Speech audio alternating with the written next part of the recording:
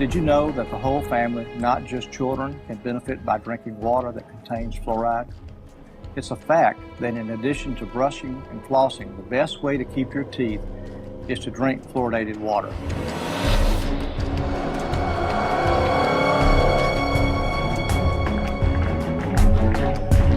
We consume it every day with the reassurance from our health authorities that it is doing us good. The truth is, fluoride is a poison, and adding it to our drinking water is an evolving social experiment started 40 years ago.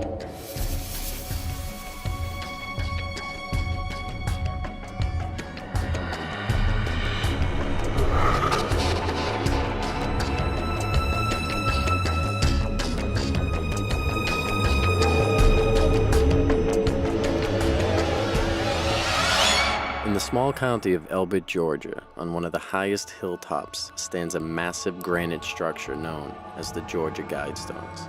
Perfectly aligned with celestial bodies, this American Stonehenge was erected sometime in the late 70s. The enormous structure stands almost 20 feet high, is made of 6 granite slabs weighing in at almost 250,000 pounds. The most astonishing detail of the monument is not its size, but the messages that are carved into it. Engraved in 8 modern and 4 ancient languages are 10 commandments for a new age of reason. The first directive is the most sinister and alarming to us all. Maintain humanity under 500 million in perpetual balance with nature. I have a question for you. How do you suppose they plan on eliminating over 90% of the population? Perhaps by using the oldest trick in the book, and that is to do it right under our noses, then cloak it in the phrase, "It's all for your own good." This series of films takes a closer look at the current pandemic of neurological disorders we are witnessing today, and more importantly, the relationship that heavy metal toxicity plays in the overall equation. Our food, our air, and our water are all under attack, and the most disturbing part is that it's by design. This first of 3 films investigates our water by focusing on fluoride. My name is Chris Maple, and this is our story. So we got our friends at the Fluoride Action Network. We actually went to their website and printed off a top 10 facts about fluoride. Hopefully we can educate a few people on what's going on with the drinking water. Do you drink tap water? Yes, I do. Yes. Yes, I do. Yes. Yes. I do drink tap water, but I usually put it through a filter system. Filtered. Filtered tap water, yeah. Yeah, one of those like little jugs with the carbon filter that comes in there. If it's an emergency situation, I need to, swallow a pill or something. Yeah, but No, I don't drink it. You don't drink the tap water? I don't drink it for recreation when I get thirsty. I boil my water, I wait for it to cool, I store it in jars. Yeah, don't want to take any risks. Let me ask you, what made you go and buy that filter? Because LA water tastes like crap. Well, I know what's in it. It's pretty nasty. Have you heard of the fluoride controversy that's going on? No. No, never. Actually, This is the first time? it's a surprise for me. Have you heard of fluoride? Yes. What do you know about it? It's something that's added to water. Mhm. I don't know the scientific exact definition. Apparently fluoride ions help out with keeping your teeth strong and everything else like that. I always thought it was kind of like a medicine because it helps your teeth be stronger and all that fun stuff. I know that it's one of the questions that our dentist asks us about if we have fluoride in our toothpaste, but that's about all I really know. I don't know if it's a positive thing or not. So why is it added to the water? What do you think? To you know what, I'm not sure. Well, my dad was a dentist, Okay. so I know fluoride as far as dental health is necessary, Okay. particularly for kids that don't learn how to brush their teeth. Their parents may or may not be aware of what sugar can do to their teeth. So, in my opinion, fluoride's a good thing. Fluoride is safe and effective, and it's one of the most inexpensive ways to really cut down on dental decay. Anything we can do to help prevent cavities on children, I think, is very important. Absolutely, fluoride is safe. It's effective. Fluoridation of community water is extremely safe and extremely effective in preventing tooth decay. Science is on the side of fluoride being safe and effective.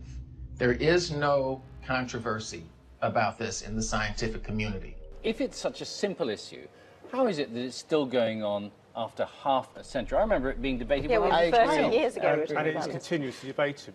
But just because we've been doing something 50 years doesn't necessarily mean that it's right. Public health officials knew then what they know now. Would we have fluoride? Would it be added to our drinking water?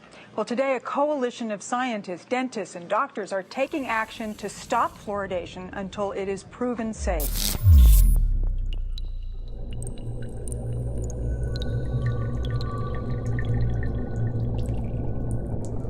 As I began my quest looking into the history of fluoride, I found what seemed to be a tangled web of information. While we agree that there are a number of different players in this game and paths to explore regarding the history on fluoride, for the sake of time, we will attempt to be as concise as possible. In the last part of the 18th century, a new kind of revolution was taking hold of the modern world. This was not a political, social, or cultural revolution. This was an economic revolution, and unfortunately for us, the byproducts were some of the most toxic pollutants humanity had ever seen. And one of the most venomous pollutants of them all was fluoride. By 1930, the aluminum industry was the biggest polluter of fluoride. In America, only one company was in the aluminum business, the Aluminum Company of America, otherwise known as Alcoa. Ironically enough, during that time, the U.S. Public Health Services was under the direct jurisdiction of the U.S. Treasury Secretary Andrew W. Mellon. It just so happened that Mellon was a founder and major stockholder of Alcoa. He was also the founder of the Mellon Institution, an industry-funded research institute that was notorious for giving industry the scientific data it needed to defend itself. The Mellon Institute published some of the key evidence that supported the effectiveness of fluoride in fighting tooth decay. It was Dr. Gerald Cox, who also worked at the Mellon Institute, that made the first proposal to artificially fluoridate our public water supplies. Although widely debated, the official human experiments began in Grand Rapids, Michigan on January 25, 1945, as they were the first to publicly fluoridate their water supply.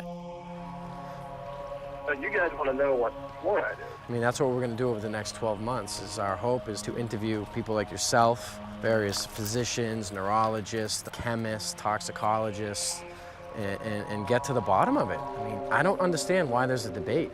Yeah. We want to get to the bottom of what is fluoride.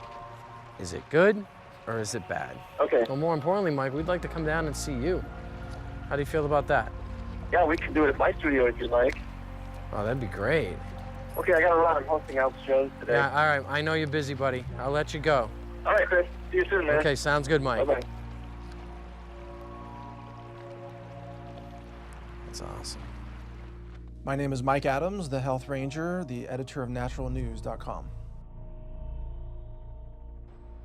What is labeled fluoride is not naturally occurring fluoride like you might find in the ground. It's actually a collection. It can be over 100 different chemicals, including some radioactive chemicals, including many cancer-causing chemicals, including heavy metals, neurologically damaging elements that are called fluoride. And then this is dumped into the water supply, and the cities have the doctors and dentists convinced that this is somehow good for your teeth. So this topic, this fluoride topic has been going on, discrepancy, There for 60 years now. must be an organization that is trying to push fluoride. Otherwise, it wouldn't be going into communities the way it is. So I think there's an organized group that are trying to influence cities and convince them. 2/3 of the water districts in this country fluoridate, but not San Diego. 80% of our 50 largest cities fluoridate, but not San Diego. Now that the water district is introducing fluoride, we have a unique opportunity to really make sure that this incredibly cost-effective public health advance gets to everyone in the city of San Diego, and I urge you to consider that. Since Grand Rapids began fluoridating in 1945, cities all over America have been slowly following suit. According to the CDC in 2010, over 73% of the public's water supplies are fluoridated. Presently, San Diego now finds itself in over a half-century-long fight to keep fluoride out of its water supply. That brings us to this man who has been on the front lines of this fluoride battle since the beginning. Well, my name is David Kennedy, DDS, because I'm a dentist. Graduated in 1971 from the University of Missouri at Kansas City. I have a degree in biochemistry and physiology from the University of Kansas and graduated from there in 1967. Dr. Kennedy, thanks so much for spending some time with us today and agreeing to meet with us at your house. You have a beautiful place here in sunny San Diego. Twice, San Diego voters have rejected it, 1954 and 1968. Now we're trying to put fluoride back into our water, and we're dead set against it.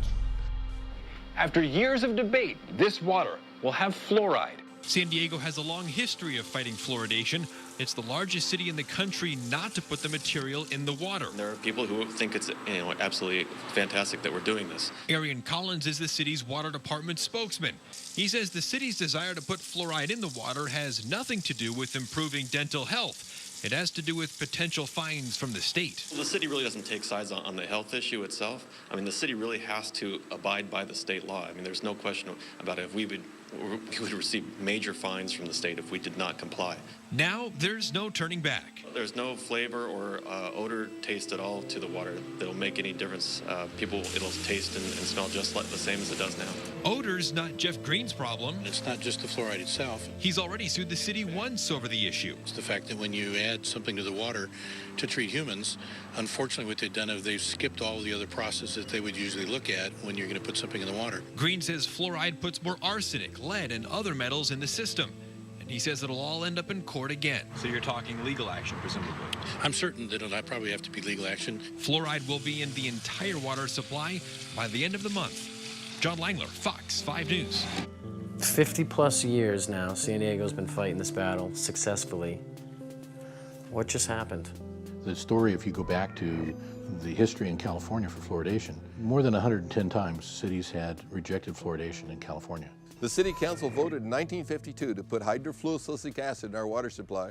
The citizens walked around and they said, we don't think that's a good idea, and we passed a law that says no fluoride or fluorine-containing substance or hydrofluorosilicic acid can be added to the public water supply. There can be no gift of funds, no tax, and no water bill levied for that purpose. Even as far back as 1952, they were actually able to name the product that was going to end up being put in the water that we now have to spend all of our time on. And it's ordinance number 67 in the San Diego Municipal Code. It still stands? It still stands today, and what we have is a bunch of crooks and thieves in downtown City Hall, and they decided, well, you know, that's such an old law. Mayor Golddigger actually said that's such an old law. Well, you know, let's see, the Constitution is 200 years old. Shall we throw that out too, Mayor? San Diego is not being forced to fluoridate. They're doing voluntarily against the law that we have in our community. So what do you do about that? The only thing I know to do about that is exactly what all the people in Libya and Egypt and the Middle East did, is that when you get sick and tired of the totalitarian approach to government, where they says you will drink it, you're going to like it, we decided you need to have hazardous waste in your water supply, and you got to stand up and say, you know what? You drink it, because I don't want it. This is a sad day where the citizens of San Diego lost again. We held them off for 60 years, and here they are, buying Chinese hazardous waste, put it in the water supplies of San Diego, directly against our wishes. If you catch the citizens asleep, you can take their rights away, and that's what they did. That's what it was. People just, you know, are not savvy enough to be able to figure out that the hazardous waste from China is not what's going to prevent tooth decay. Eating right and taking care of your teeth is what prevents tooth decay. This is about your rights. This is a civil right. Are we going to put stuff in the water that harms children? We shouldn't. Well, we did. Well, hello there. Hey, Chris, how you doing? How are you? Good to see you. Good seeing you too. Nice to meet you. Thanks for inviting us out here in such a short notice. Oh, you bet. You bet. And I'm glad the weather showed up nicely. So you ready to talk about some fluoride or what? You bet I'm ready. As we know, it's a pretty important topic. It sure is, but a misunderstood topic by most people. Yeah, you're right. And hopefully we're here today to, to gather a little more clarity around the issue, and I'm hoping maybe you might be able to help us with it. Okay. When they first started using fluoride, they used sodium fluoride. And sodium fluoride that we were able to get from the aluminum industry. Well, the fluoride that is being put in the water now, not back in 1940, 1950, that was sodium fluoride. Now it's a mineral. It's coming from the phosphate fertilizer industry. It's a byproduct that is a very toxic waste. It's basically fluoride bound to silica, okay? And it's called fluorosilicic acid when it's put in. Extremely toxic.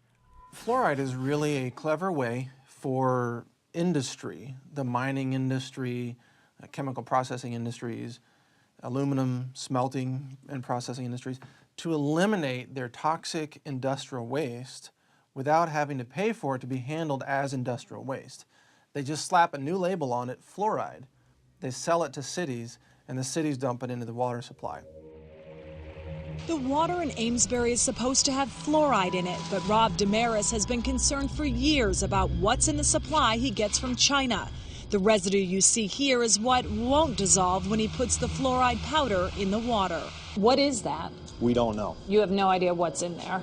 I don't know what it is. It's not soluble, and it doesn't appear to be sodium fluoride, so we're not quite sure what it is. But they should test it to make sure that what they're putting in is safe for us to drink. For almost a year, these fluoride pumps in Amesbury have been off, and the water department says they'll stay off until they can figure out what's in the fluoride.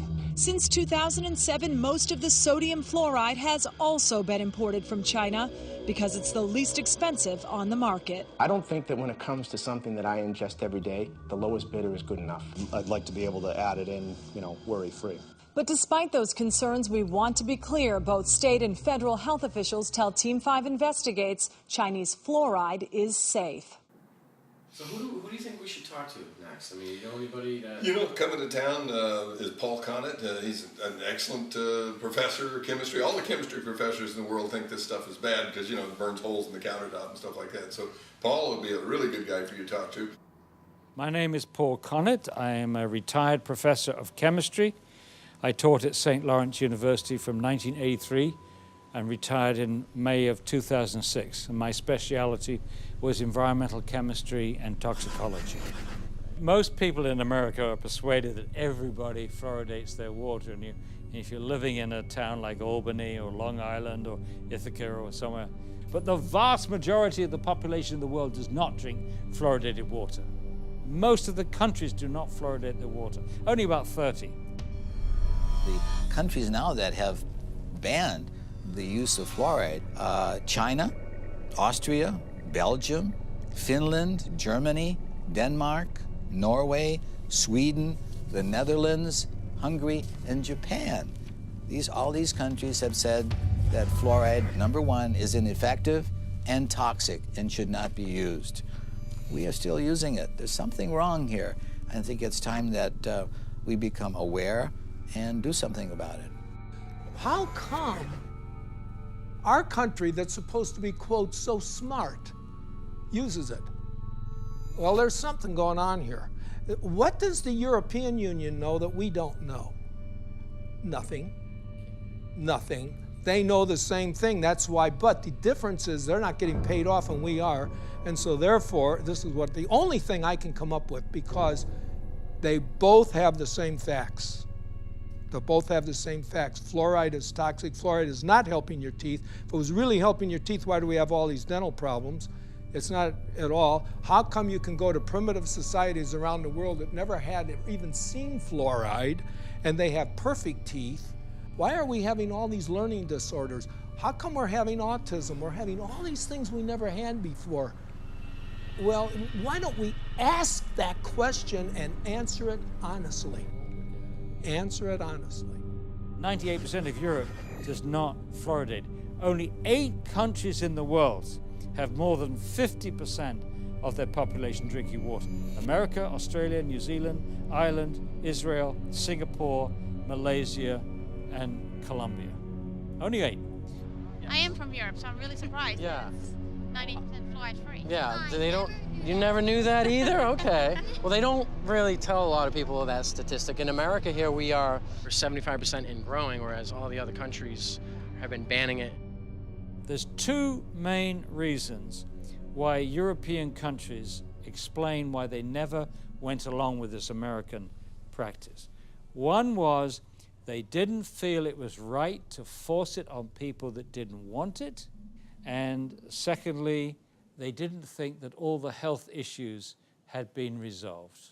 I think Europeans have come to their senses on several issues, not all of them, but on many, GMOs being one of them and fluoride being another.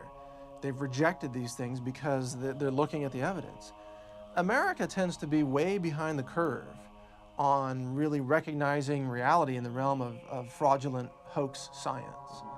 our CDC and the liars in Washington, D.C. have only had success in countries that speak English for the vast majority of the disposal of their hazardous waste product. That means that you and I and our children in the United States are the largest consumers of hydrofluosilicic acid. Call it what it is.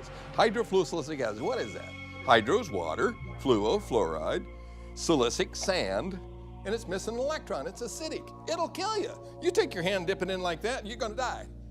Hydrofluosilicic acid does not occur in nature. It's a man-made molecule. And it eats through concrete, glass, stainless steel, fiberglass, plastic. You name it, it'll eat it. So why are we putting that in the water? It's toxic, it'll kill you. You touch it, it kills you.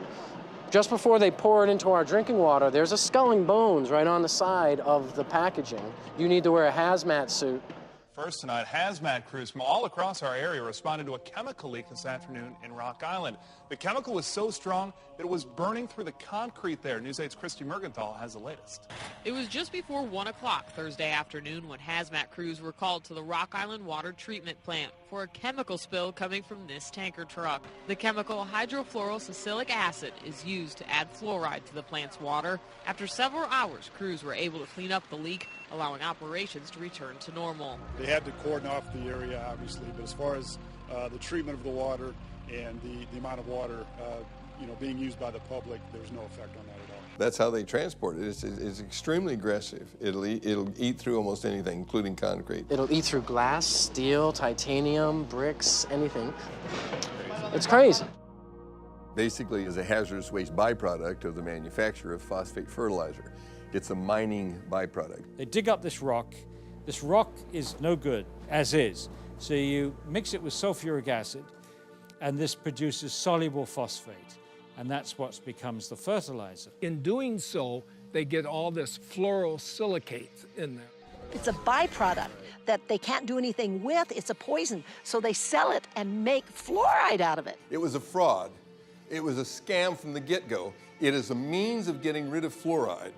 You allow industry to use your water supply to dispose of their hazardous waste. It's a disposal mechanism. It's a major industrial waste pollutant. They were trying to dump it into the rivers that were going out into the ocean in Florida, and boy, they stopped that. They said, you're polluting, you're killing the fish, and which they were. For 100 years, they decimated the local vegetation, crippled the cattle, damaged the citrus groves in Florida. It was costing them a fortune to handle this as a very serious industrial waste.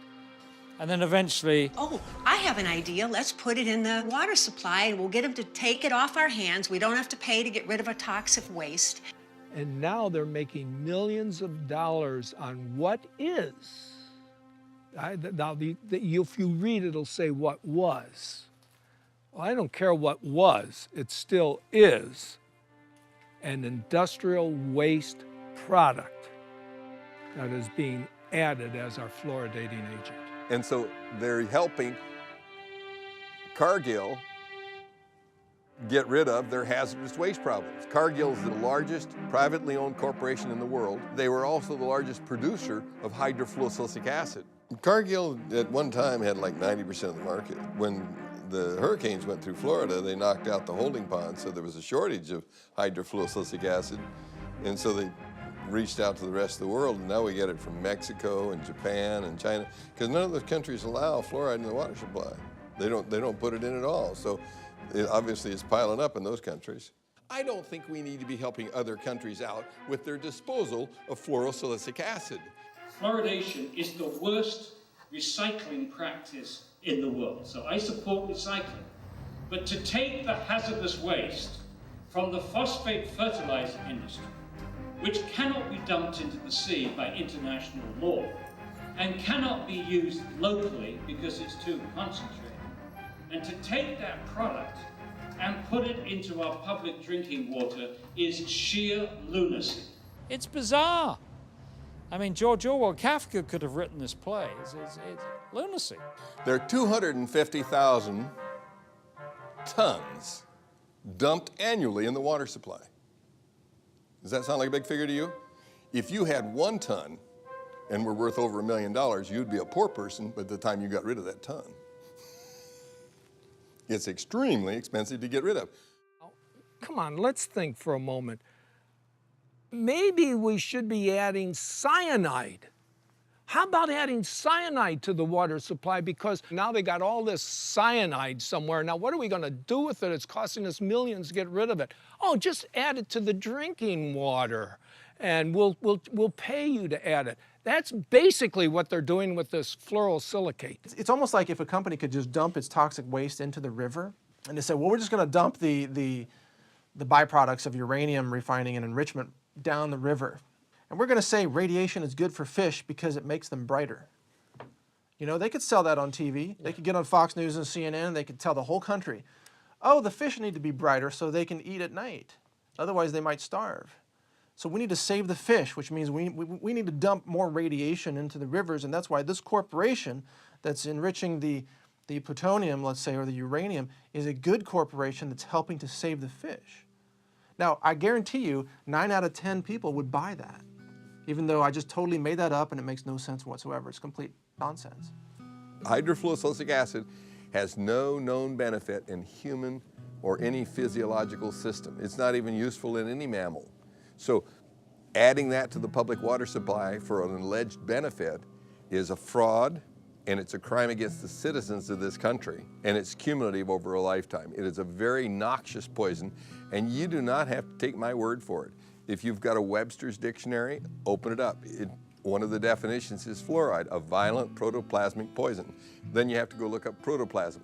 We are protoplasm, so violent protoplasm for us. Say, let's put that in the water and see how the kids turn out. Is there anybody that you know that might be willing to talk to us, perhaps a whistleblower, somebody who's been injured or?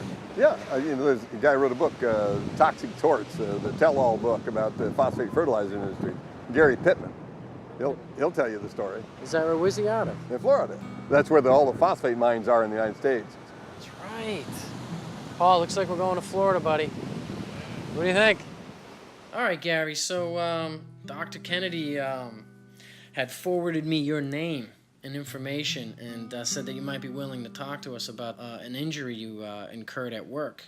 Yes, been exposed to a lot of chemicals and heavy metals and have numerous health problems from the exposures. And then, you know, of course, that was during my 21 years in the phosphate industry. Wow, 21 years. Now, are you still in the industry? You still working, or? Stopped working in 1993 due to neurological problems, muscle disease, numerous problems that I didn't know what was going on at the time. Hey, Gary? How are you, my friend?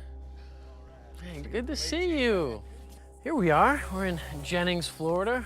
We're at Gary Pittman's property with his lovely wife, Gloria. Been so kind to open up their house to us and let us come in and pick his brain a little bit about phosphate fluorides. So, Gary, what made you write this book?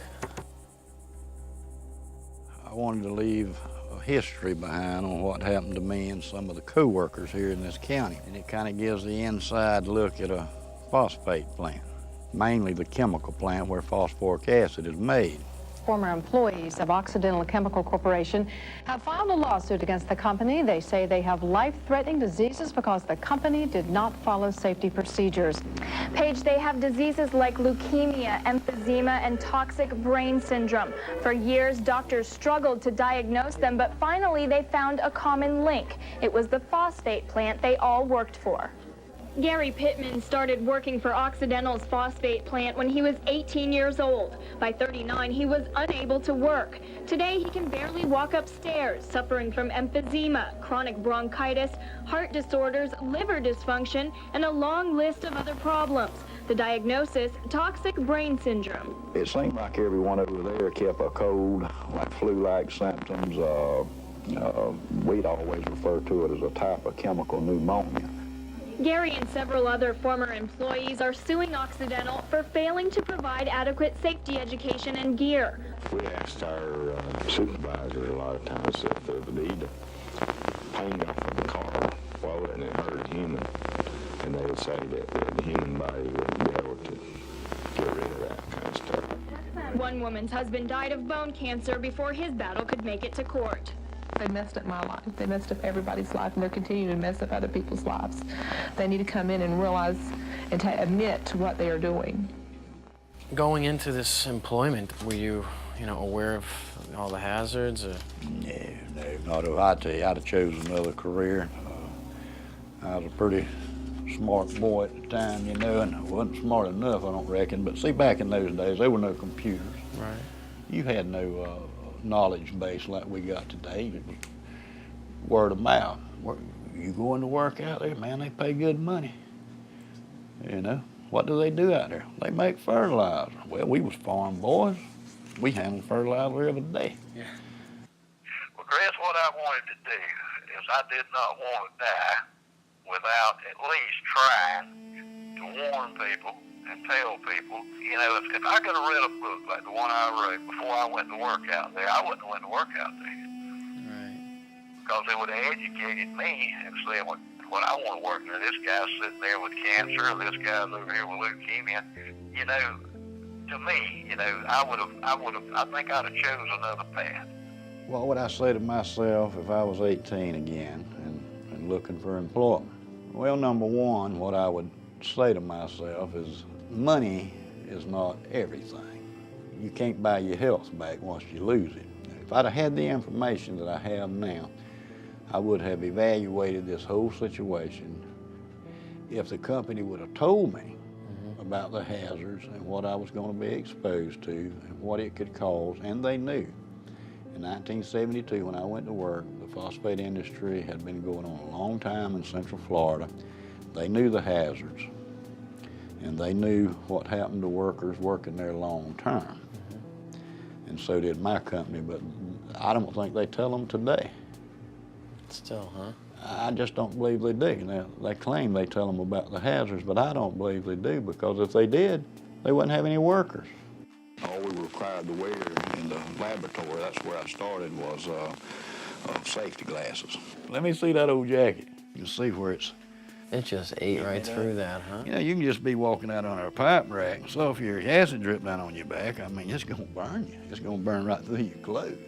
No hazmat suits, huh? Just a little jacket. If I knew it had been that dangerous and know what I know today, I wouldn't never went to work out there to begin with. Let me ask you this: What are your thoughts on taking us over to the company that you work at? Well, that might be a little difficult. Wouldn't want to get caught out there or anything. They have security guards pretty much patrolling that area, but yeah, we could go out. I could show it to you. How close you think we can get? Well, you can't see what's on the inside from the ground. You have to get a view from the air. And there's some satellite images of all the phosphate mining in Florida. And they have got some great images of the devastation this strip mining causes. Yeah, we could go out. I could show it to you. Up here on the right, we're going to have the administration offices. They used to be in the chemical plant, and they moved them. They used to eat the pantyhose off the women's legs. Wow.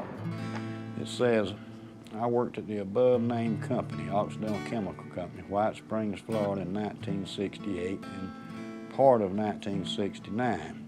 Our accounting department was located in the admin building, which at that time was located at the chemical plant. Many mornings when we employees would get out of our vehicles, women, these were secretaries and such, our pantyhose would dissolve off of our legs. It was explained to us that it was a chemical fallout, not to worry.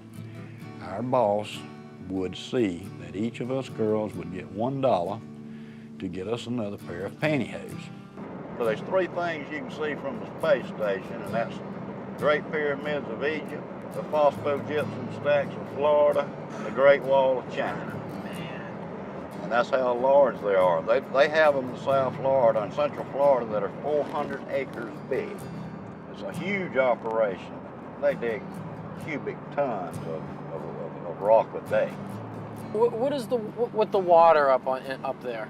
The pond water is water they use for the process, and it's recycled. The water's used over and over, and it gets stronger and stronger and more contaminated. How do they contain it? Just by building a dam like that? Dam around it, and that's what I was fixing to tell you. There's no liner under that stack. It's right on top of the ground, and it is leaching. Sure it is. Into the groundwater. Yeah, I read somewhere about a sinkhole that took place. The reason the sinkhole developed is because the acidic water eating away the limestone. And once the limestone gives way, you're in the groundwater. Wow. Because in Florida, when you drill a well, you have to go through the limestone to get to the action. Sure. When that 84 million gallons fell through in there, it contaminated all this water around. It had to have. And like I said, you know, it's just a matter of time before, you know, you have a sinkhole like that. It's just a weak point. Wherever there's a weak point in a cavity in the limestone is where the bottom falls. Eventually going to happen. Yeah, in all of them. In all of them. In addition to this recycled toxic water up there in those ponds. Those ponds, you call them.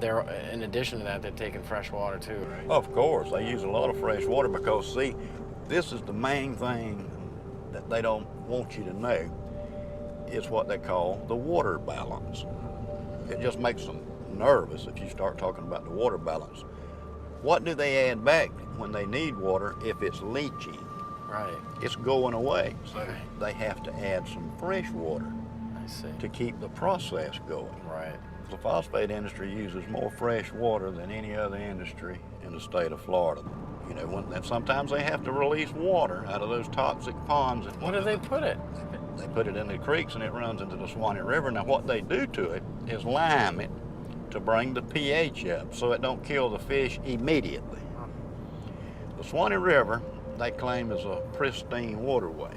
But if you ask the Fish and Game Water Commission in Florida, they'll tell you not to eat over one fish out of that river a month. Wow. Because of lead and mercury and chromium and cadmium. They won't tell you that, but that's why. Yeah, that's why. This is just a lot of the documentation I've reached through the years. What really caught my eye was, like we had talked about earlier, the 1972 through 1979 misrepresenting environmental data. And they charged them $575,000 for emitting 10 times the amount of fluoride allowed below. And I was working there when that was going on, and the fumes were just unbelievable. It pit the glass on your windshields, make them so foggy it would etch the glass. Just having your car parked out there while you're at work. I mean, back in the 60s, you know, I mean, even earlier, they realized that those fumes were very toxic. Very toxic. The phosphate company pretty much polices themselves. They have their own crews do their stack testing and all the other environmental things. And, you know, that's kind of like the fox watching the hen house. And I have been involved to where they would go up to test a stack and come down and tell me, says, something's wrong. This stack is going to fail. You know, so you look around, find the problem, straighten it out, and say, okay, boys, y'all can go up there and test now. I have also been at the point to where we couldn't find what was wrong, and they were doing the test, and we would just go and open a blind in the fume ducts to allow more fresh air to rush in, so it would dilute the emissions. And I know for a fact that they cheat on these tests. Once you know that, then you lose all faith in these regulatory agencies because you know it's all a farce. In this past, I'd say 6 months, there's been 4 people that I know of that I grew up with. They were younger than me. They were 52, all of them died. I do honestly believe it has something to do with the phosphate chemical plants out there. I would imagine you've seen some injured employees. I've seen people burned. I've seen people blown up. I saw a man killed, and he was going to weld on a rotary drum filter. And somebody had washed it with a solution of sulfuric acid and pond water. Found out later that the guy had struck an arc to weld on that thing, and it exploded. And it killed him, messed up his friend, too, that was helping. But that's a very hazardous work environment. When you digest phosphate rock with sulfuric acid, that's what you're going to give off, hydrogen fluoride and silicon tetrafluoride. Now, even at that strength, it'll eat up concrete, asphalt, stainless steel, even the fume ducts after a while, which is made out of fiberglass. Very corrosive, the most corrosive acid known to man. Used to etch glass, it's used for a lot of things. One of the things it's used for is to fluoridate drinking water. Who in the world would want to drink water with this stuff in it?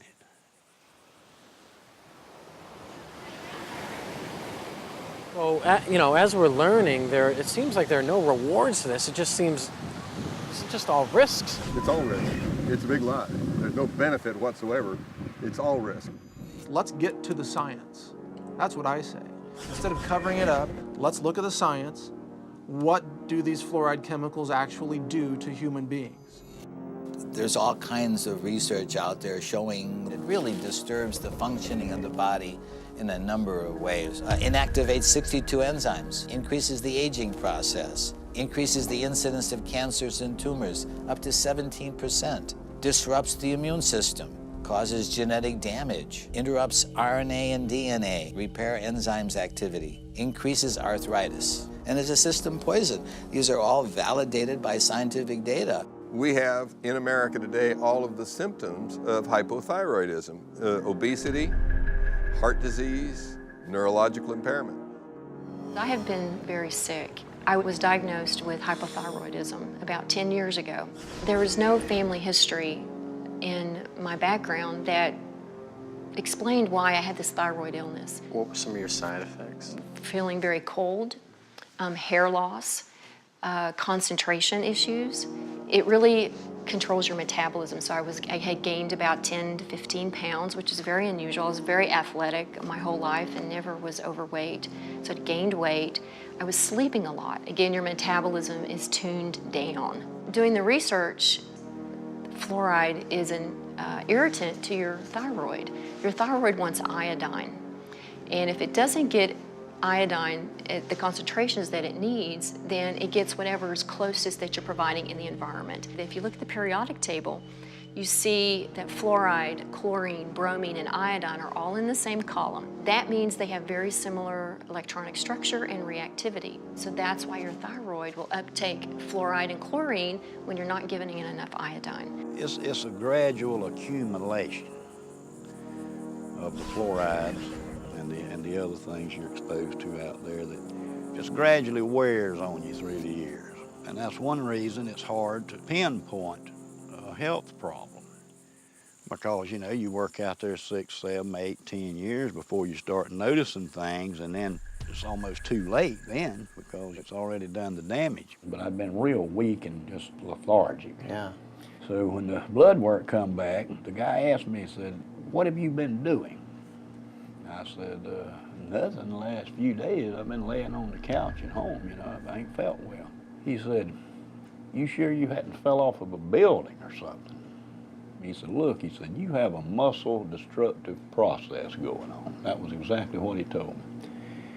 And I said, what does that mean? He said, "You got a muscle destructive process going on and there's nothing I can do to help you." Dave, so what we're learning is kind of frightening because it seems to me that once it's in your body, is it there to stay? Yes, you can't get it out. You can cut some of the harm by mitigating the damage and avoid it like the plague, but you really can't get it out because it's stuck in your bones. And that's why you have all the skeletal symptoms, you know, the joint pain, the arthritis, and all that stuff. The first signs that fluoride is poisoning your bones is pains in the joints, stiffness in the joints, pains in the bones. Well, you go to the doctor with pain in a joint, he said, "Oh, you got arthritis." Well, arthritis, joint, ritis, pain. Oh, okay, joint pain. So we got somebody speaking to us in Latin. "Oh, you got joint pain, super duper." We have millions of people with arthritis in the United States and in fluoridated countries, 1 in 3 adults. Nobody's ever looked to see if some of those arthritis cases may have been caused or exacerbated by fluoride. Just not looking. Are bones with more fluoride stronger or less strong? And the answer is less strong. And they got studies where they tried to give them a dose of fluoride, sodium fluoride, to cause an increase in bone mass. It did, but it weakened the bone itself. So those are case-controlled studies. That's the gold standard in medicine. So we have case-controlled studies showing that if you give people fluoride It accumulates in their bones and it causes the bones to become white, opaque, increases the bone density, decreases the bone tensile strength. And they actually took bone that was removed from people for the purpose of replacing a joint or a hip, put it in a little device here where you put a weight on there and snap it, and they showed that the more fluoride in the bone, the quicker it snaps. If you ever wonder, how come everybody has hip replacements, knee replacements? I mean, you can go on and on. I can think back when I was a kid, that didn't happen. You didn't see all these crippled people. I mean, you saw a few, but it wasn't common. I mean, how does it end up in our bones? Is it that where our body just finds? It's calcium-rich tissue, so your body parks it there because it's got to dispose of it some way, otherwise it would kill you.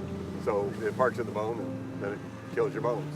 What it does once it fills up with fluoride, that you get little spikes on the outside of the bone. If you take a hand and take a bone and run your hand up and down a normal bone, it's slick, and that's because muscles move around on the bones when you're running or jogging or lifting weights and all that stuff. Your muscles are moving around on your bone, and it's slick, so it doesn't hurt. Well, if you make that bone the texture of sandpaper, then when the muscle moves around, the fascia tears, and it hurts to move. And so fluoride accumulates in calcium-rich tissues, which are bone, ligaments, cartilage, joints, and teeth. So you have to look at this as if you have a lifetime body burden, and the less you're exposed to, the longer you can go before you develop symptoms. The first, most irrefutable symptom of fluoride exposure is pain. And that's what we saw. My wife and I filmed a documentary in China. And pain was the hugely significant symptom that they all had. They couldn't even work. And you know, in China, if you don't work, you starve to death. Have you ever heard of dental fluorosis? No. No. It comes when somebody's overexposed to fluoride. Awesome. That's a picture of very mild dental fluorosis. And so is that. You know, that young girl came to see me to get that fixed because she doesn't think that's beautiful. She thinks that looks bad when she smiles. And I think everybody else agrees with her. They say 41% of American teenagers have this condition. So this is a white spot, so it's been there. It's a little scary, you know, knowing that many people, we don't even know, what's in our water. Fluorosis can become more severe than a simple white spot. In severe cases, it can deform a patient's teeth. When you see spots on the teeth like this, that means you gave the child enough of a poison that the cells that were making that organ didn't make it right. They made it wrong. When I was a child, I was overexposed to fluoride. There are streaks of that in my teeth. So you learned that early on then? I knew, yes. Those teeth are very brittle, and so I have cavities more frequently in those teeth than other ones that don't have the evidence of the fluorosis. Maybe you've seen it. It's white, chalky spots on your teeth. And I was told that those are calcium buildups. From the fluoride. Okay. I don't think I had really, really strong teeth to start with, but I did have some teeth that they just broke. The last time this happened, I was eating a baked potato, and it broke two out. Baked potato? A baked potato, and it broke two out. Did you notice anybody else in the plant losing teeth? Yeah. We talk about it a lot at the plant. So the ADA, the people in office, the people who are in these regulatory agencies, they're aware of overexposure to fluoride causes dental fluorosis, correct? Yeah. They know of that, right? And they know that dental fluorosis, the teeth become weakened, they chip, they fall out. Brown, spotted, ugly, wear away real fast. Yes, they know all of that. We took California, we took the whole state. There's no difference in dental care costs for welfare from one end of the state to the other, regardless of the amount of fluoride in the water, whether it's 0.1, 0.2, 0.3, no difference.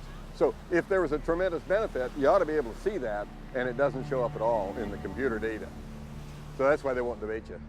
And although fluoride can help with your teeth, if either chemical is consumed in high amounts over a lifetime, it can lead to cancer, skin conditions, bone disease, and other health issues. I was very angry because nobody had told me about the effects of fluoride. If I'd have known what fluoride would do to the teeth, I would never ever have let her have fluoride toothpaste. There is a recent lawsuit in Maryland, it's a federal lawsuit, a woman who believed the medical establishment at the time when her daughter was an infant. She gave her daughter 90% of her diet, intake of water was this fluoridated baby water. And so the daughter grew up with severe fluorosis, and to get that corrected, dental restoration is about $100,000, and they can't bear that burden. So they are suing Nestle and Gerber. So putting it in a baby bottle when the child doesn't have any visible teeth, there's no way on God's green earth that can have anything except a negative impact on that child. But they sell it in the grocery store as baby's first water. I've seen that for years. How do we educate women to not buy this for their babies? And this is why we wanted the warning for infants, because they're the most at risk. They drink their weight in water within 2 or 3 days. If you and I did that, we'd be drinking 22 liters a day. I mean, it just goes back to the whole, these regulatory agencies that are supposed to, be kind of looking out for our best interests, and as you know, they're not. I say they have a duty to warn. They have a duty to warn you. Not one manufacturer of formula says, by the way, don't use the tap water. Women, Infant, and Children, WIC program. We contacted them. They refused to tell mothers not to use the tap water. And you know what she said? It would damage the fluoridation program. Fluoride is safe and effective, and it's one of the most inexpensive ways to really cut down on dental decay. Fluoride is safe and effective. Fluoride is safe and effective. Well, there's a study from 20 years ago showing infant mortality was higher in fluoridated communities. Is that why? I don't know. Why didn't they do a follow-up study? I think that would be interesting to know. Children have died, you know. There's been a case of a child who swallowed this. The dentist left the room. The parents didn't know. The kid swallowed it, had to be rushed to hospital. They couldn't save him. He died. So yeah, it's very toxic substance. There's no question about that. Is that the kind of stuff that a responsible parent would be putting in their child's hand? FDA in 1997 required manufacturers of toothpaste to put this warning label on it. It's the same as you'd have on a loaded .38 caliber pistol. Keep out of reach of children. And only use a little pea-sized amount, which is about the same amount that would be in a bottle of water. And if that amount is swallowed, call the Poison Control Center or seek professional help immediately. So if I drink a bottle of water, should I call the Poison Control Center too? This is just insane. So this is what 2 different organizations say. One says, don't swallow it. Why did they put that on there? They put that on there because there were 10,000 calls a year to the Poison Control Centers from children made ill by swallowed toothpaste. 10,000 calls, and you know for every call there's 5 that didn't call. And there are only Poison Control Centers in half the states. So that means 100,000 children are made ill by swallowed toothpaste. It's insane to put a deadly poison in a child's hand and say, go brush and be sure and spit out, Johnny. Fluoride has been a slow process of introduction into the dental profession where it's commonplace for us to consider fluoride as the thing to do to help decay. But we now know, statistics have shown us, that fluoride is not working. It's very toxic to you and can cause everything from cancer to depression. So yeah, it's a serious issue. Fluoride is obviously not for everyone. We've now found out that fluoride can harm babies. And we also know that it's been admitted that there are other groups that can be harmed by fluoride. The Center of Disease Control in the 2005 report indicates that Black Americans and Mexican Americans had a higher rate of dental fluorosis than white children. There's a gene that African Americans have too. And so their intestine is grabbing the lead with both hands, and then the Hispanic kids just have one, so they're just grabbing the lead with one hand. The Caucasian kids don't have either one. So the lowest level of lead's actually in the Caucasian kids, and then Hispanics up 400%, and the African Americans 600% when you put silicon fluoride in the water, and that's because they have a genetic predisposition. Everybody's dose is different. That's what's critical here. Your dose, my dose, and African Americans' dose, Hispanic, we all have genetic differences, and that process window may be this big, but you know what? They've decided that everybody gets the same, and that's where the problems happen. There's no single dose that is good for everybody. Which makes water fluoridation with hydrofluorosilicic acid a crime against humanity. And it's time for them to stop. What it does, it causes minorities, especially lactose intolerant minorities, to suck up lead like a sponge and end up with learning disorders and be imprisoned for violent crimes.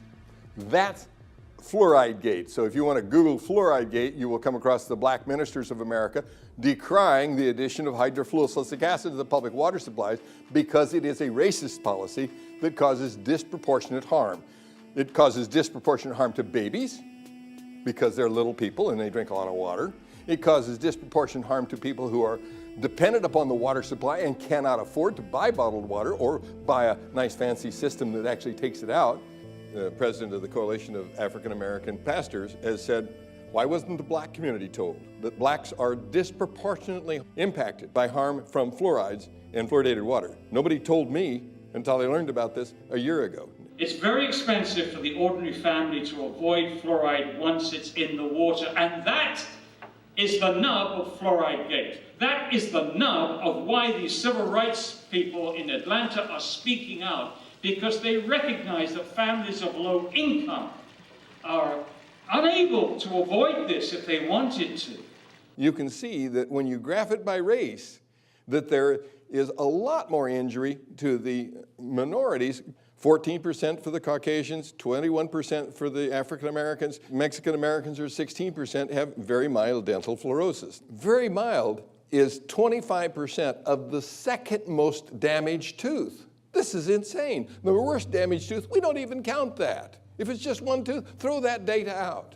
If it's two teeth that are damaged, it's the lesser of the two evils. When you go to the next one, you see mild, which is 50% of the second most damaged tooth. Caucasians again at 4, African Americans at 8, Mexican Americans at 5. This is less than 50% of the second most damaged tooth. They call that mild. And then we go to moderate. And this is where the entire surface of the tooth is a chalky white. The National Academy of Sciences identified this as a health effect.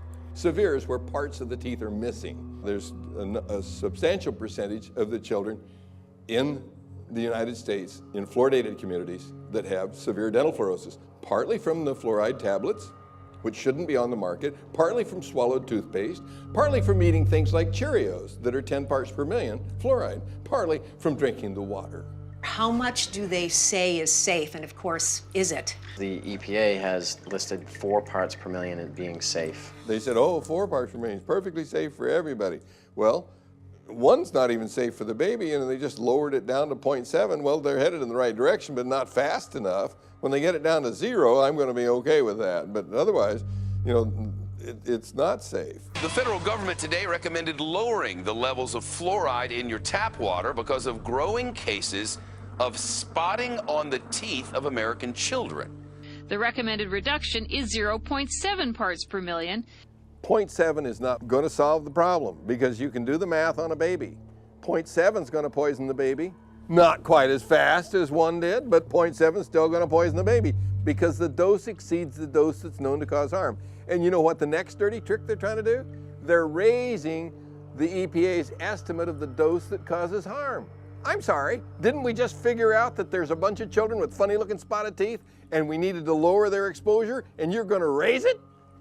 It was explained to me by people in the Netherlands, particularly Dr. Hans Muhlenberg.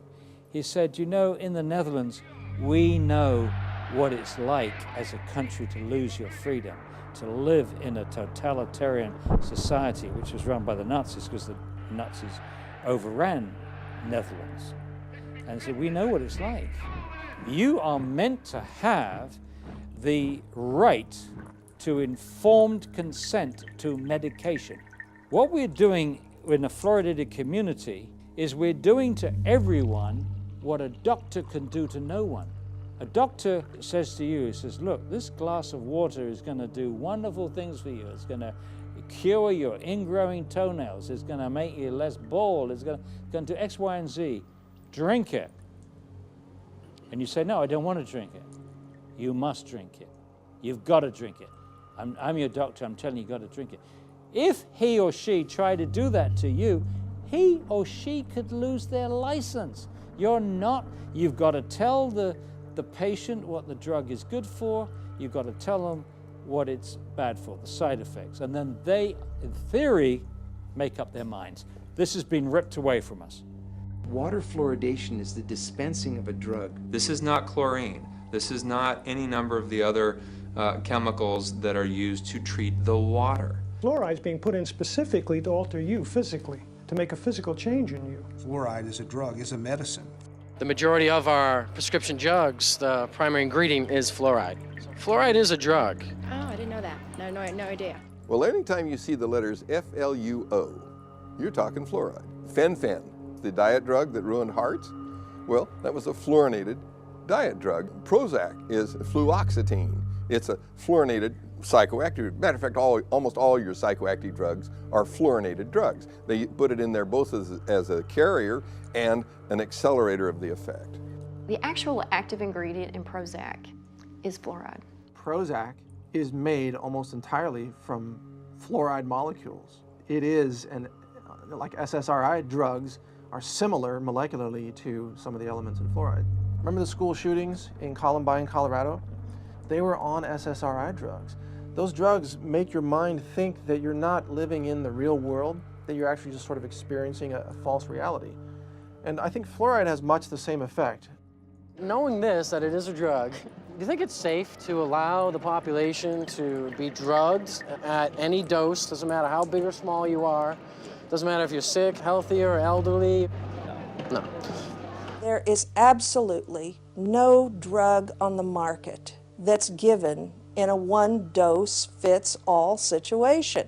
We don't put other things in the water to try to keep everybody's blood pressure down or everybody's stroke risk down. And there's no reason why we should be trying a one-size-fits-all approach for this either. Once you put a medicine in the drinking water, you can't control the dose because you can't control how much water people drink. You can't control who gets it. It goes to everybody. If you ask a pharmacist if there's any drug in his store that was safe enough to give to everyone, young people, old people, sick people, people with poor nutrition, give it to them in any dose, they'd laugh at you. It's ridiculous. There's no way you can give out a medicine without being able to control the dose. And one dose cannot fit all, and you can't give a medicine to everybody.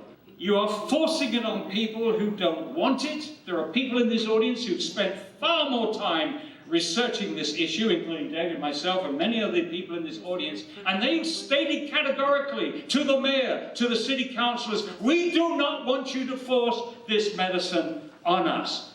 We have the right to informed consent to medication. That's a very important right. This is a violation. It's being violated every day in this country to over 200 million people. There needs to be informed consent. We have that with all other medications. When we go to the doctor, he or she gives us the information of what the side effects are going to be. With fluoride, there is no informed consent. There is no safe dose for this one-size-fits-all medication that they're doing to us. Now, all of those issues are important, but the one that really concerns me is the impact of fluoride on the brain. I'm a photographer from Los Angeles, and I'm here with these cameras today, and because I feel personally driven to do something about this. Once I started looking into it personally and realizing the impact it was having on our children, I decided to do something about it. But my question to you, to the panel, is if the EPA, from what we understand, has found evidence, and they've stated this, that fluoride is a neurotoxin, neurologically, what really is it doing to us? Could you enlighten us on that a little bit? A study panel for the EPA, you're absolutely right, listed fluoride as amongst 109 chemicals for which there was significant evidence of neurological effects. It has definite impact on the neurons, which is the nerve parts of the brain. You don't just grow those back. It's not like, well, I cut myself, so now I'm renewing my cell. It doesn't happen to the neurons. There are so many ways that fluoride could be damaging the brain. We know this from animal studies. Dr. Phyllis Moulinex exposed rats to fluoride to work out its effects on the human brain and the central nervous system. What we did was we exposed them, let them drink the fluoride in the water for 6 to 20 weeks. The pattern that we saw, it typically is what we see with other neurotoxic agents that are well known to cause a hypoactivity or a memory problem or an IQ problem. When I first presented the results of these studies, one of the individuals sitting and listening to the results, he says, do you have any idea what you're saying? And he says, you're telling us that we're reducing the IQ of children. Look, the first opponents of fluoridation in this country in the 1950s were biochemists. These biochemists had used fluoride in their experiments to poison enzymes. And they, including Dr. James Sumner, who won the Nobel Prize for enzyme chemistry at Cornell, and he said, fluoride poisons enzymes. You don't want to put this substance into the body. Poisoning enzymes is what makes people sick. Poisoning enzymes is what kills people. It's highly likely that you're going to get subtle effects on the brain that the parent is not going to notice. No wonder that our children can't read and write. It's no wonder because we're damaging their brains with a stupid preventive dentistry program that doesn't even work.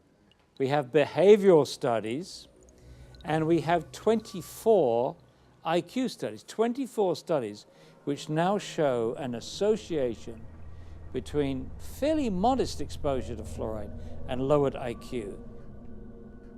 They've actually got it down to a 1 milligram dose of fluoride causes a 0.59 loss in IQ points. The average IQ is 100. So if you're 95, you're in the back of the class napping because you can't understand what the person in the front is saying. And you're going to get a nice job pushing the broom around. So what if you got twice that dose? Okay, you're down to 90. So what they showed in studies in other countries is that you lose all your genius out of your society. You've damaged the intellect. But new research from China supports Dr. Mullenex's conclusion that fluoride affects mental development and IQ levels. I've heard a great deal about a chemical that can be used on the teeth to help prevent decay. Is that a good thing to use? It certainly is. We use a fluoride solution, and we have evidence that for some people... 50 years ago, American government scientists had clinical evidence that fluoride affected the central nervous system. But all this was kept secret. Chemical? You're going to put some chemical in my mouth? All mention of the effects of fluoride on the central nervous system was stopped. In my view, fluoride is where lead was in the early 70s. That argument lasted about 10 years, and it was finally proven that, yes, low levels of lead, lower than caused visible symptoms, was in fact damaging a child's mental development. I think the same thing's we're going to find with fluoride. As someone who has gotten off of fluoride, I can tell that my thought processes and my concentration is higher. And so when you damage the IQ of the children, you lose your place in the country as a leader, and we have. And that's because of the damage that our government has allowed to happen to the intelligence of our children. If there wasn't research out there that's shown conclusively that it affects the brain and the neurons, that it affects the immune system, that it affects the bones, and it is incorporated into your body, fluoride bonding is strong. You get something with fluoride bonded, it's not easy to get it off. Well, what's going on? Fluoride is now in thousands, and I really mean thousands of products where it has worked its way in, and I don't understand why. I had a good friend of mine come up to me one day when I still lived in the valley. He says, Karen, he says, look, there's fluoride in Cocoa Pops, and there's fluoride in Fruit Loops, and there's, I'm going, what? What the heck is it doing in that stuff? Pesticides operate in a lot of cases because they have fluoridated compounds. Sadly, the dentists have begun to add fluoride to their filling materials, their cements, they even put a varnish on children's teeth. I don't believe these have been legitimately FDA approved. I've checked on them. There's no new drug applications on file for fluoride to be ingested, and none have been submitted. So if you're going to give a child a dose of fluoride, show me the FDA approval where that's beneficial and even safe. It doesn't exist. I've been collecting water labels from my travels. There's baby water, which is a crime. You can go to a CVS pharmacy right now and you can find a gallon jug of water. It's called nursery water. And it says it's formulated with extra fluoride for growing babies or something like that. It should have a skull and crossbones on it. It should be like, if you want to kill your baby, you know, feed them this. It's that bad. There's a lady that was crippled by drinking Lipton iced tea. It took almost 10 years for the doctor to figure out what her problem was. She was bent over like this and had terrible back pain and kept going back to the doctor saying, you know, my lower back hurts. They identified the fact that she had skeletal fluorosis, and it came from instant Lipton iced tea. And you've tested all these waters? All of them. So. And all of them contain fluoride? All of them. All of them. It's in so many things that you just don't realize. So one thing that we're learning is that fluoride is virtually in everything. That's why it's so imperative to get it removed from our community, because it's not just our tap water that's contaminated, but the majority of these products contain fluoride. The problem is anything with water in it has this toxic chemical in it, fluoride. Does that frighten you? Does it alarm you? That's really scary, especially since I have a newborn here that's living off of formula. So whether it be milk, juice, mustard, ketchup, cereals, it's in everything. When you water your plants with tap water that is fluoridated, the plants take it up, then you end up eating it. You can't boil it out. Distilled water has fluoride in it as well. You can't evaporate it out. The only way to get it out is to have it turned off. We took with us in our documentary in China a little fluoride tester from the Lamotte, L-A-M-O-T-T-E, Lamotte company. It's called an ion-specific electrode. One thing we should do, Paul, is maybe go see Dave Kennedy and get that fluoride tester. Good idea, then we can test all the products. Let's test all the products. So basically what we have is a means of testing everything under the sun for fluoride, including water, and you can test anything you want to. So what you do is you start off with your standard beneficial dose of fluoride, 1 part per million. Like all you do is you start out here and you standardize it, and when it comes to 1, you stop it. Gotcha. And you're all set. We know it's calibrated because this is 1 part per million. Exactly. Every restaurant I go into says, oh, we have a filter. And so I always invite them, well, give me a sample and I'll test it for you. And so here's the Adams Avenue Grill. When you test it, you come up with the same as the tap water. Once you get fluoride in, it's hard to get it out. Is it all right if we use this thing or what? Sure, take it with you. So today is our big test day. Paul and I have gone out and we bought the majority of bottled water brands that we could find in my local supermarket. We're gonna test it. We wanna find out what exactly is in it as far as the fluoride and what levels. We're also gonna be looking at tap water today too. And we're doing this with our Tracer fluoride pocket tester. This puppy right here is going to allow us to measure the parts per million of fluoride in pretty much any liquid substance we can get our hands on. So get ready, should be interesting. We'll start with my tap water. These tablets assist the electrode in the tester to pick up the fluoride traces. All right. This is the fluoride added baby water, nursery water since 1948, right around the time we started testing with water fluoridation. So what really blows me away about this is why would you need to add fluoride to water that already has fluoride in it? But I guess if it's in a bottle of water with a nice little pretty label of Elmo, it's okay to be drinking and ingesting. It's just, what blows me away is where's the poison control number? It should be on every bottle. Did you know that bottled water is not controlled by the government? And guess who does all the research on it?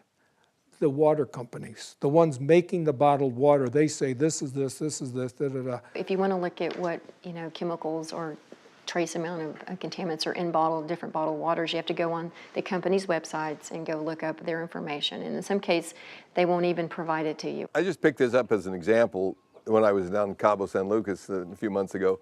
And you can see it's a bottled water made by Nestle's. And then if you got really good eyesight and you get your magnifying glass out over here, you can see that it has the elements of calcium, magnesium, sodium, potassium, bicarbonate, and no fluoride in there. That's the deal. And so you can go to Italy, Germany, France, Holland, Denmark, anywhere in the world except America, and pick up a bottle and they'll tell you what's in it. But in America, we'll tell you how much fat there is in it. It's just insane. And you don't have to believe me. Here's San Bernardino from Italy that has bicarbonate, calcio, magnesio, silica. They even tell you how much sand there is in it now. And here's fluoride at 0.06. Here's Primavera from Italy again, and it's got bicarbonate, sulfates, chlorine, calcium, magnesium, sodium, silica, and no fluoride in it. Because they know people don't want to be drinking fluoride. So if you were in Italy or Europe or someplace else where they actually had reasonable labels on their water, they'd tell you what's in it. Here they pretend like it doesn't exist. You can get Poland Springs, and all it does is say is since 1845 our natural spring water has been wonderful and good and all that stuff, and they forgot to mention if there was anything in it.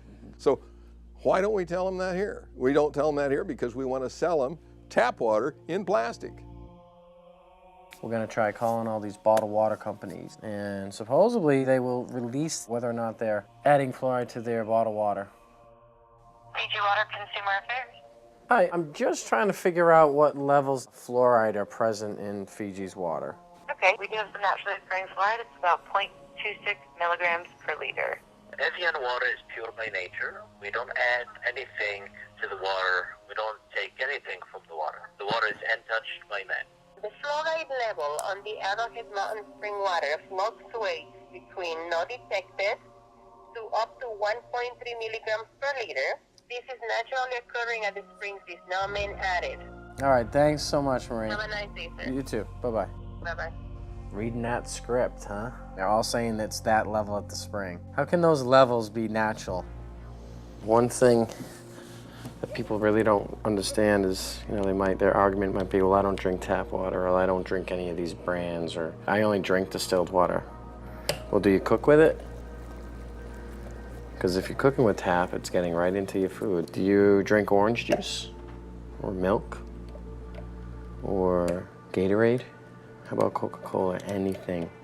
You gotta realize the water in all these products is just as contaminated.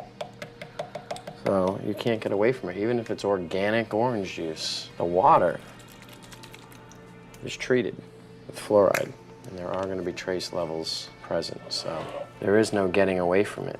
And the only way of getting away is to have it removed. It's toxic on all levels, regardless of the amounts. It's just not supposed to be there. We get enough fluoride from our dental products, whether it's brushing our teeth with fluoridated toothpaste or using a mouth rinse with fluoride. The amount that we're swallowing when we rinse our teeth or brush our teeth is enough, more than enough. When you find out all the facts and the evidence that fluoride it is not good for you, you must find a way to follow through with your lifestyle. And I say to everybody watching this DVD and this documentary, the water is a right of every human being, and no government has the right to tell us what should we drink and when and how. Really, it comes down to this? Yeah, the government's paying 35 dentists at the Center for Disease Control to go out and promote the addition of silicate fluoride to the public drinking water. So it's making a lot of people who can't do dentistry money. Where money and power are is a magnet to criminals. And so Washington, D.C. becomes a vortex of evil. And I'll tell you, when you're controlled by a few people, which is the government, who controls the government? Money.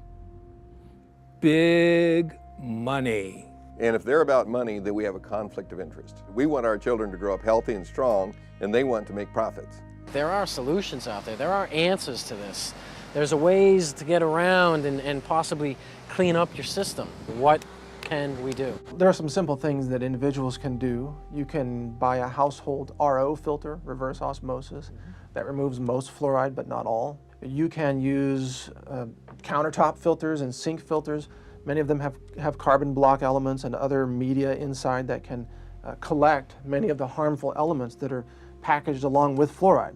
It's called the Berkey filter. It's a 2 parts component. You fill it up with water. There are 2 carbon active filters. They're really powerful. They clean every type of metals, every type of chemicals, and also most of the bacteria. I can put water from any type of swamp, put it here, and be drinkable. In my house, we've done away with plastic packaging as well, and if you look close enough, you'll notice these 5-gallon jugs are all glass. These water vendors are virtually everywhere, and the best part about this option is that I can get 25 gallons of the cleanest water I can find for $5.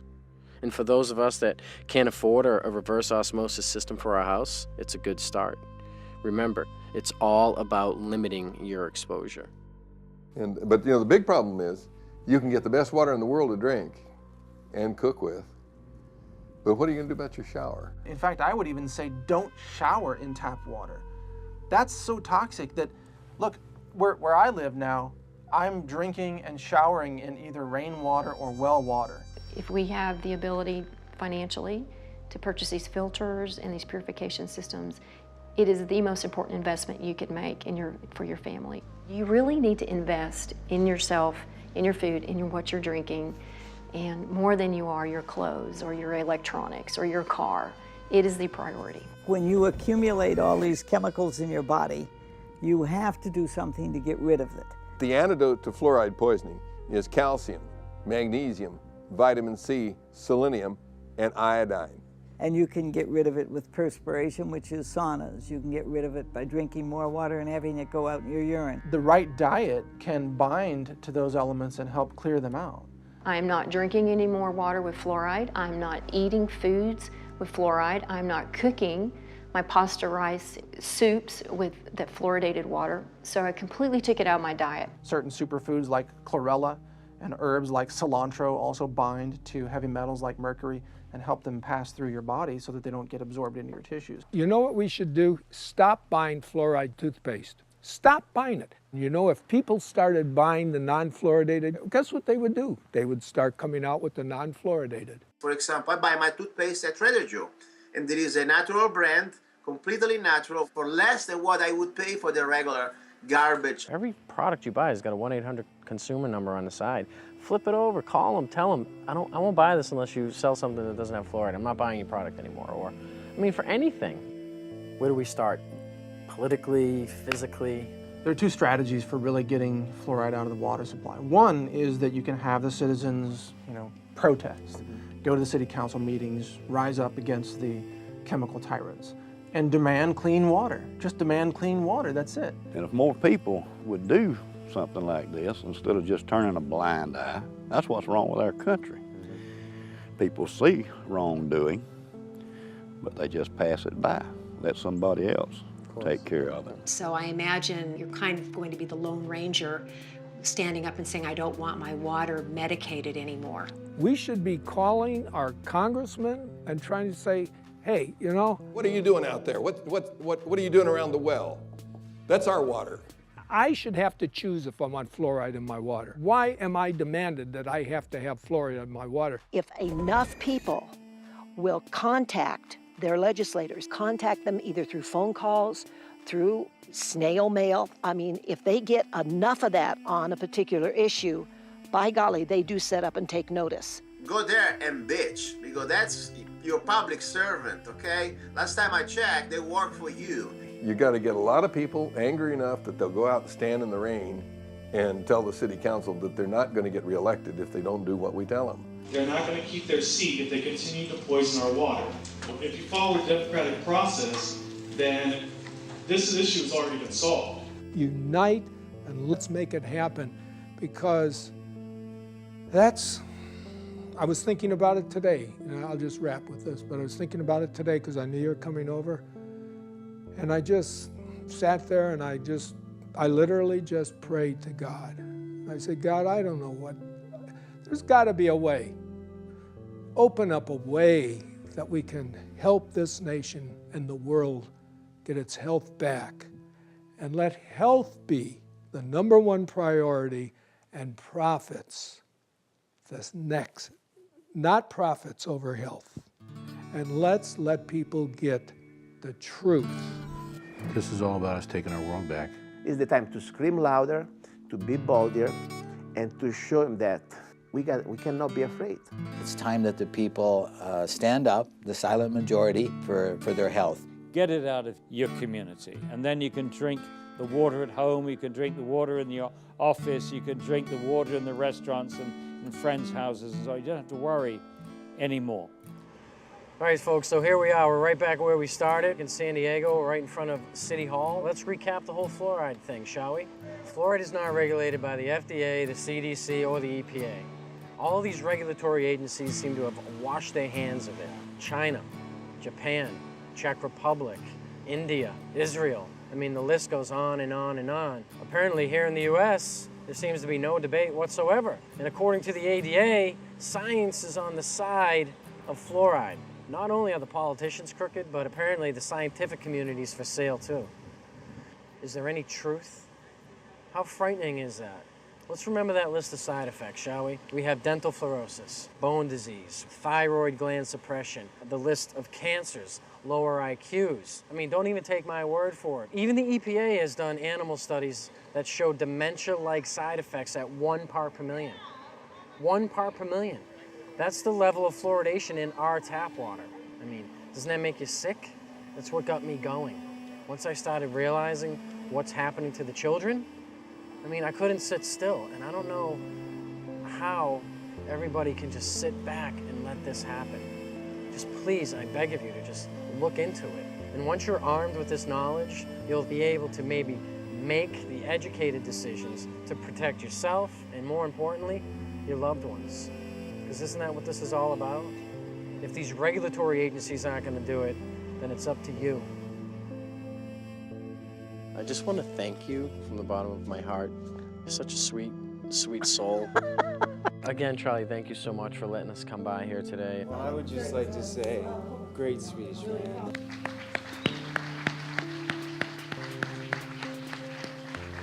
Thank you for all your work you've done over the years and your discoveries and your journey and your just everything. Thank you so much. Appreciate it.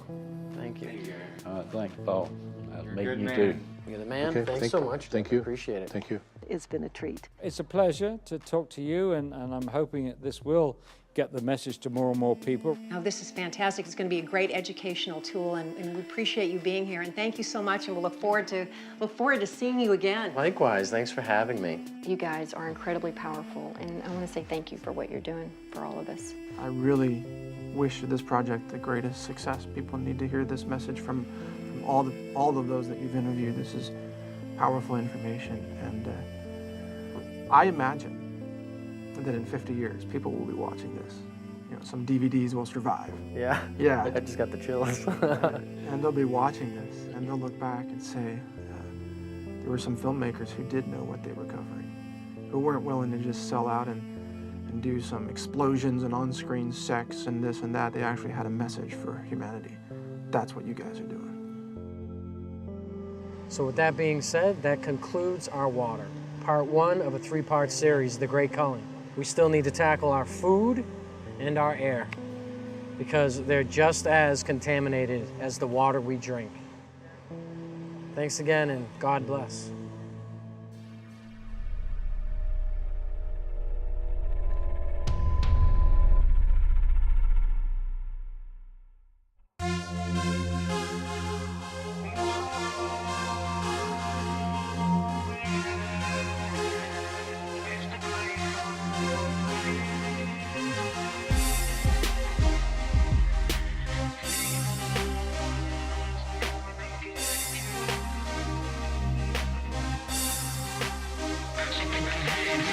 Whoever thought this would happen in a lifetime? The tyranny, depopulation of our own kind. And now they're spraying poisons in our skies. The chemtrails and barium and fluoride. The system's here to keep the population sick at all times. Especially the ones with no insurance, they gon' die. While the rest of the souls and their minds will survive. Not knowing it's the great calling and we all gon' die. These sheep will like to obey and believe all the lies. Like when FEMA tell you that they're here to keep you alive. Just ask the people of New Orleans who believe all the lies. How FEMA took them to a dome where the elderly died. Cause there was no food or water, either medical supply. I think the city of New Orleans was a blood sacrifice. I wonder if they use fire shooting waves in the sky. They're trying to depopulate, 90% must die. It's the great call, it's the great call. Shooting, it's the great call, it's the great call. Fight or die, it's the great call, it's the great call. Shooting, it's the great call, it's the great call. Yeah, fight or die. physical, it's spiritual. Illuminati want your mind and soul. Conspiracy? No, not me. Research yourself and you'll see. Think hard, they pulled the card, got your uncle stuck on crack. Oh, big rims on cheap cars, got you thinking that you ballin', dog. Couple babies for like Marisol. Planned Parenthood trying to cut your balls. McDonald's on the minute getting cancer, dog. But I bet you didn't know that at all. Fake alien attack will start it all. To put that mark on all of y'all. Like in the Holocaust, to go murder y'all. So what you choose, fight or fall. It's the great call. It's the great call. Shit.